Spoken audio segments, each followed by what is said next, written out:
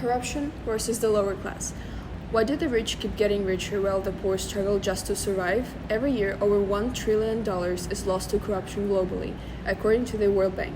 This growing figure isn't just a number, but a reason for millions of stolen futures, broken systems, and shattered lives. For many people, especially in countries with dominant corruption like India, South Sudan, and Venezuela, this isn't some distant issue. It's a reality that is embedded in their everyday lives. Corruption robs the lower class, not just of money, but of opportunities, dignity, and hope. My central message is this. Corruption is a global injustice that disproportionately hurts the unprivileged and must be addressed through accountability, transparency, and collective action. For example, in 2013 in Malawi, the Cashgate scandal exposed how government officials embezzled millions meant for public services like healthcare and education. Many families like Esther's, an agricultural laborer and mother of three, were barely surviving, while corrupt politicians, relaxed in their luxury homes, never once burdened by the fear of how they'd feed their children. Esther counted every coin to afford school books and meals. Despite her hard work, her children had no access to basic resources because of the funds meant to support them were used to fill the pockets of their government. This isn't just a theft, it's a betrayal by their own country. Corruption steals more than money, it steals futures. Consider Thailand, when a national fund was created to help low-income HIV/AIDS patients across all 76 provinces. Investigation later found that in 49 of these provinces, local officials had misused the funds. Out of $3.2 million, about 85% was stolen. These weren't just numbers, they were life-saving medicine denied for marginalized communities. In Haiti, after the devastating 2010 earthquake, the American Red Cross raised nearly $500 million for relief efforts, but later investigation identified that only 6 permanent homes were built after the money was raised. 6 homes. Meanwhile, entire neighborhoods lived in tents, children died of preventable disease, and schools were never rebuilt. In these examples, corruption shows its true face as a silent killer of progress and the enemy of human potential. In many parts of the world, corruption is so deeply rooted that even accessing basic services is unavailable without a certain price. In countries like India, Haiti, and Nigeria, people often need to bribe officials just to get documents, permits, or even emergency care. Families are forced to pay extra for food rations, clean water, or school seats, services that are supposed to be already provided, not privileges. Imagine being sick and having to pay a bribe to get treated at a public hospital, or being denied a job because someone else paid more money than you could. Corruption creates a shadow economy where only those with powerful connections or bribes can survive, and everyone else is left behind. Though I haven't experienced this directly, hearing stories from my family, friends, or reading global newspapers has opened my eyes. It's not just an issue in third world countries. Corruption can exist anywhere in the world. It may look different, less dramatic, but the consequences are equally damaging. When politicians misuse funds to plan projects or award contracts based on favors, at the end the poor pay the price. Fewer jobs, less healthcare, crumbling schools. Corruption also weakens public trust when people lose faith in their leaders, their government, and even in each other. Society begins to fall apart. Protest rates increase, crime rises, migration increases.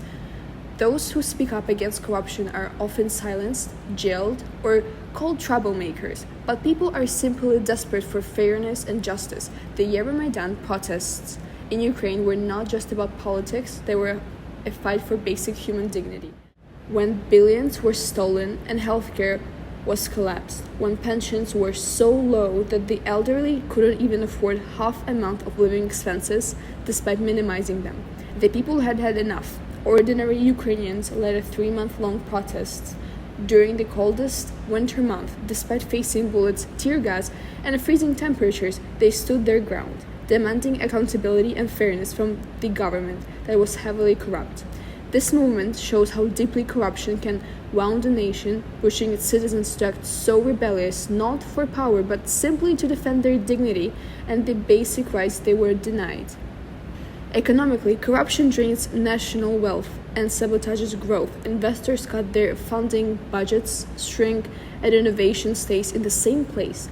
The World Economic Forum states that corruption adds up to 10% to the cost of doing business globally. For low-income nations, this is a tragedy. It means fewer jobs and higher prices.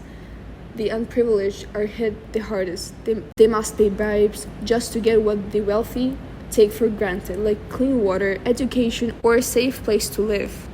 Some people argue that corruption is just how things work, or is too complex to manage. Others say that bribes are simply part of the country's culture, but there's the problem. Just because something is common doesn't make it right. Accepting corruption as a normal allows it to expand. Saying everyone does it ignores the millions of suffering because of it. Corruption is not a culture, it's a crime, and those who say otherwise have likely never been denied a hospital bed, a school desk, or government services because they couldn't afford a bribe.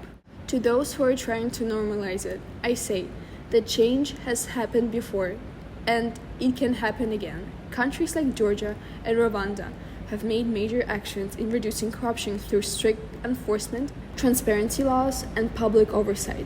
Even mobile apps now allow citizens to report bribes anonymously. Open data initiatives let the public track government expanding. When people demand change and systems support them, corruption can be exposed. Corruption is like a thief that was never caught. It's rarely spoken about. However, it manages to spark nearly every global crisis like hunger, malnutrition, poor healthcare, failing schools. Governments claim they lack resources, but actually, the resources are misused. Every country generates revenue through taxes, trade, and aid. The problem isn't the lack of money, it's where that money goes. Corruption redirects finances from hospitals, clean water, schools, to luxury cars, private jets, or offshore accounts. This must be brought to an end. We must speak up. We must educate ourselves and others. We must refuse to participate in bribery, even when it seems tempting. We must demand accountability and support leaders who show integrity. Fighting corruption isn't only about laws or punishments, it's about values. It's about believing that every person deserves fairness and every child deserves a future not to be stolen by greed. If corruption is a disease, then accountability is its cure, and it must be available to everyone, especially the lower class people. We owe it to them and to ourselves to fight back. Every protest, every report, every act of honesty is a step closer to the well-being of all. Let's not be silent and instead speak up. Let's be the generation that says no more to corruption. My last wish is for you to imagine a world where government funds go where they're supposed to, where aid builds homes, not bank accounts, where no child dies because of someone stole their medicine.